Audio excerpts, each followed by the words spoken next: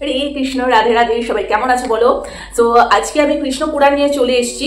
আর আমি তো ফার্স্টেই বলেছি যে কৃষ্ণ পুরাণের ক্লাস আমি করাচ্ছি, কিন্তু কৃষ্ণ পুরাণ বইটা এত বড় এবং এখানে এত কিছু রয়েছে না প্রত্যেকটা খণ্ডের মধ্যে, যে পুরোটা ওইভাবে আমার পক্ষে শেয়ার করা পসিবল হচ্ছে না।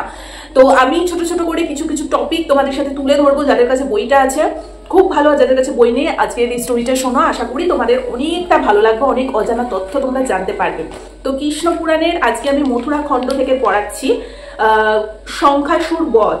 এটা 181 পেজে আছে। যাদের কাছে বই আছে তারা তোমরা প্লিজ ডেফিনেটলি বইটা খুলে বসো, আর যাদের কাছে নেই তোমরা এই গল্পটা শোনো, খুব ভালো লাগবে। এখানে আমরা জানতে পারবো কিভাবে নারায়ণ শিলা রূপে পরিণত হয়েছে। এই যে সমস্ত পুজো আচ্ছাতে যে নারায়ণ শিলাটা নিয়ে আসা হয়, কি কারণে নারায়ণ শিলাতে বিষ্ণুদেবের পরিণতি হয়েছে সেটা জানবো। কিভাবে আমরা যে পুজোর সময় শঙ্খ বাজাই, শঙ্খ ইউজ করি, যেটা ছাড়া কোনো পুজোই সম্পূর্ণ হয় না, সেই শঙ্খ কি করে এসছে সেটা আমরা জানবো। এবং যে তুলসী পাতা, শ্রীকৃষ্ণদেব বা বিষ্ণুর চরণে তুলসী পাতা ছাড়া কোনো রকম পুজো সম্পূর্ণই হয় না, এই তুলসী বৃক্ষেরই বা জন্ম কি করে। তিনটে টপিক আমরা আজকে আলোচনা করব। কি করে শঙ্খ এসছে, কিভাবে তুলসী বৃক্ষের জন্ম হয়েছে, আর কি করে নারায়ণ শিলা রূপে পরিণত হয়েছে। ঠিক আছে, সো একটা ছোট্ট গল্পের মাধ্যমে তোমাদের সাথে সবটা শেয়ার করবো। যারা ইন্টারেস্টেড তারা দেখো, আর যারা ইন্টারেস্টেড না স্কিপ করে বেরিয়ে যাও, ভিডিওটাকে বেশি লেট না করে। চলো স্টার্ট করি। আচ্ছা, আজকের টপিকটা হচ্ছে সংখ্যাসুর বধ। ঠিক আছে, কি বলেছে? অসুরদের একজন বীর যোদ্ধা ছিল শঙ্খ নামে। ঠিক আছে, উনি ছিল যুদ্ধে অপরাজেয়। শঙ্খ নামের যোদ্ধাটা মানে উনি ছিলেন অসুরদের যোদ্ধা, মানে বীর যোদ্ধা যেটাকে বলে অসুরকুলের। ঠিক আছে, উনি সমস্ত যুদ্ধে অপরাজেয় ছিল। একে একে স্বর্গ মর্ত পাতাল জয় করে দেবতা মানব রক্ষ যক্ষ সকলকে মানে স্বতন্ত্র করে তুলেছিল। ঠিক আছে, তো তার ভয়ে দেবগণ স্বর্গে শান্তিতে থাকতে না পেরে বিষ্ণুর কাছে এর প্রতিকারের জন্য প্রার্থনা করতে গেল। ঠিক আছে, তখন বিষ্ণু জিজ্ঞেস করলো যে সংখ্যাসুর এরকম করছে কেন, মানে কিসের এত অহংকার, কিসের এত দম্ভের জন্য সে অপরাজেয়, সেটা দেবতাদের জিজ্ঞেস করলো। তখন দেবতারা বলল যে সংখ্যাসুরের যে বউ সে হচ্ছে বৃন্দা, উনি হচ্ছে পতিব্রতা সতী নারী, মানে একমাত্র সে তার পতি ছাড়া কোনো পুরুষের সঙ্গে কোনো রকম কোনো ইয়ে নেই, তিনি এতটাই সতী। এবং তার সে সতীত্ব নিয়েই হচ্ছে সেই শঙ্খ অসুরের এত বেশি অহংকার দম্ভ। সে এটাই বলেছে যে যতদিন না অবধি আমার বৃন্দা বা আমার বইয়ের এই সতীত্ব কেউ নাশ করতে পারছে, ততদিন অবধি আমি এই রাজত্ব তোমাদের ওপর চালিয়ে যাবো, তোমাদের শান্তিতে থাকতে দেবো না।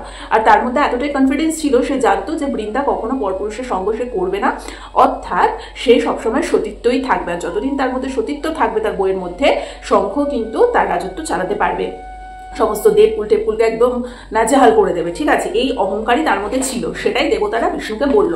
তখন বিষ্ণু বলল যে ঠিক আছে, আমি সেই স্ত্রীর সতীত্ব নাশ করে সংখ্যাসুরকে বধ করব, তোমরা নিশ্চিন্তে থাকো। তা এবারে কিভাবে সতীত্ব নাশ করা যায়, বিষ্ণু সেটা ভাবতে লাগলো, কারণ সে তো তার স্বামী ছাড়া অন্য কোনো পরপুরুষকে পাত্তাও দেবে না। তখন সে তার বিষ্ণু শঙ্খসুরের রূপ ধারণ করলো, যে একমাত্র এটাই উপায় যেটাতে আমি বৃন্দার সতীত্ব নষ্ট করতে পারবো।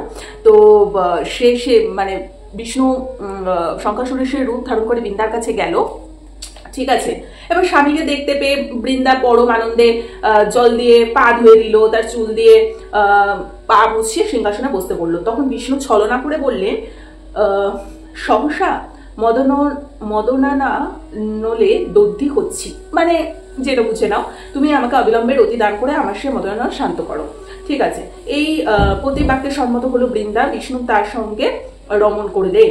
রমণ শেষে বৃন্দা জানতে পারলো এ তার স্বামী নয়, স্বামী সেজে এসেছে।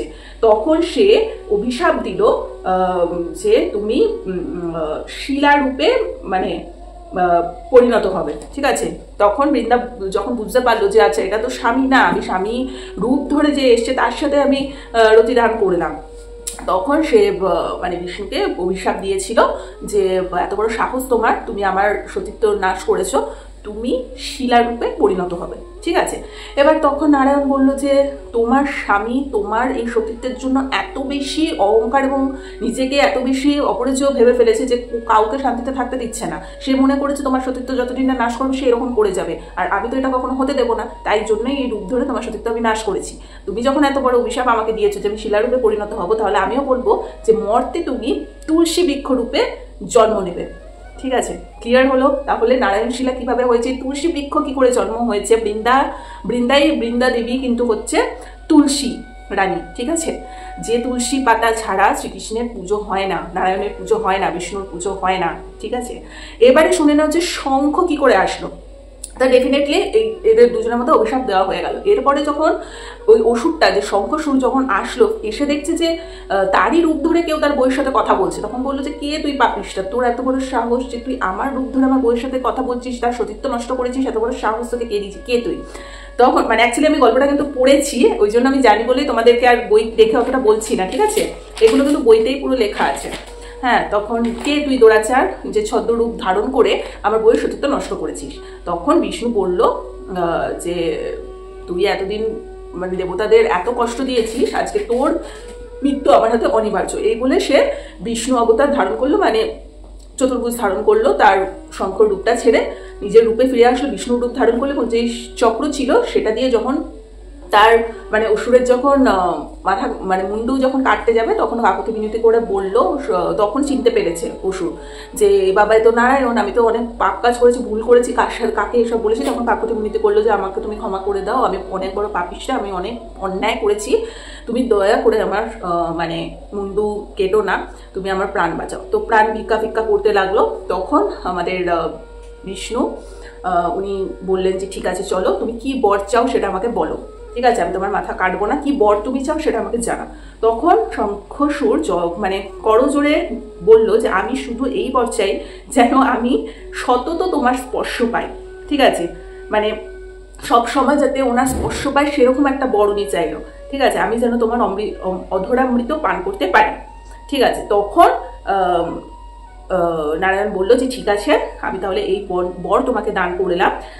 তুমি যখন দেহ ত্যাগ করবে তখন সমুদ্রের ধারে শঙ্খকুলে জন্মাবে। ঠিক আছে, এবার শঙ্খকুলে যখন জন্মাবে, মুনিপুত্র হরণ করবে, যখন তোমাকে মুনিপুত্র হরণ করবে তখন আমি তোমাকে সেই অপরাধে নিধন করে তোমার অস্থি দিয়ে পাঞ্চজন্য শঙ্খ নির্মাণ করব। কিভাবে শঙ্খ নির্মাণ হবে তোমরা বুঝতে পেরেছো, যে ওকে বললো যে ঠিক আছে তাহলে তুমি মানে দেহ যখন ত্যাগ করবে, এই অসুরের দেহ যখন তুমি ত্যাগ করবে যে সময়, তখন তুমি সমুদ্র ধারে শঙ্খকুলে জন্মগ্রহণ করবে।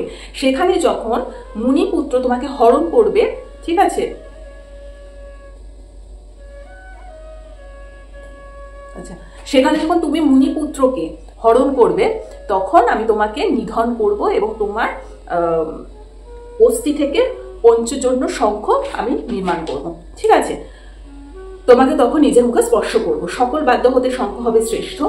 একদমই তাই, শঙ্খধ্বনি শঙ্খবাদ্য ছাড়া কোনো মঙ্গল আচরণ হবে না, সকলেই শঙ্খবাদ্য মানে বাজাবে। তো এইভাবেই সে মানে আলটিমেটলি তারা জীবন যখন ত্যাগ করে তখন ঠাকুরের শরণাপন্ন হয়ে কিন্তু তাদের আখেরে লাভটাই হয়।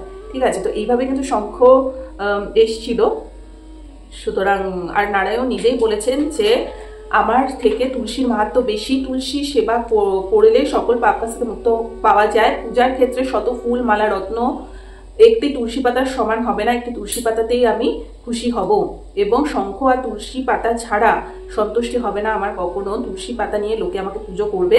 হ্যাঁ, আমি তোমাকে মস্তকে ধারণ করব এবং চির প্রেয়সী রূপে কাছে থাকবো। আচ্ছা, তাহলে ওটাই হলো কথা যে কিভাবে নারায়ণ শিলাতে পরিণত হয়েছে এবং কি করে তুলসী বৃক্ষের জন্ম হয়েছে এবং কিভাবে আমরা যে শঙ্খ বাজাই সেটা যে কিভাবে এসছে সেটা এই ছোট্ট একটা গল্পের মাধ্যমে তোমাদের সাথে শেয়ার করলাম। যাদের কাছে কৃষ্ণ পুরাণের বইটা রয়েছে তোমরা এখান থেকে অনেক স্টোরি এরকম জানতে পারবে। সো আমি এরকম প্রচুর স্টোরি ছোটো ছোটো এখান থেকে পড়ছি, তাই ভাবলাম যে তোমাদের সাথে ছোটো ছোটো করে শেয়ার করি, নাহলে এত বড় বই না, অত ডিটেলস আমি শেয়ার করতে পারবো না সবটা ধরে ধরে। সো আজকে ভিডিওটা ভালো লেগে থাকলে লাইক কমেন্ট শেয়ার সাবস্ক্রাইব করে দিও। দেখো কত অজানা তথ্য আমরা কিন্তু জানতে পারি পুরাণ এই বইগুলো পড়লে। আমরা তো ভাবতেও পারি না যে শঙ্খ জিনিসটা আসলেই বা কী করে, তাই না? বা এই যে তুলসী বৃক্ষেরই বা জন্ম হলো কী করে, হ্যাঁ, নারায়ণী বা শিলারূপে কেন আসলো, এই কোয়েশ্চেনগুলো তোমাদের মনে থাকে না? আমার তো মনে ভীষণ থাকে যে নারায়ণ আবার শিলারূপে কেন আসলো, সেই ডাউটগুলো এই বইগুলো পড়লেই ক্লিয়ার হয়ে যায়। ঠিক আছে, প্রত্যেকটা রূপের পিছনে কিছু না কিছু হিস্ট্রি রয়েছে, আর প্রতিটা জীবজন্তু সূক্ষ্ম পাতা সমস্ত কিছু কীটপতঙ্গ সব কিছুই কিন্তু আমাদের শ্রীকৃষ্ণদেবের থেকেই সৃষ্টি।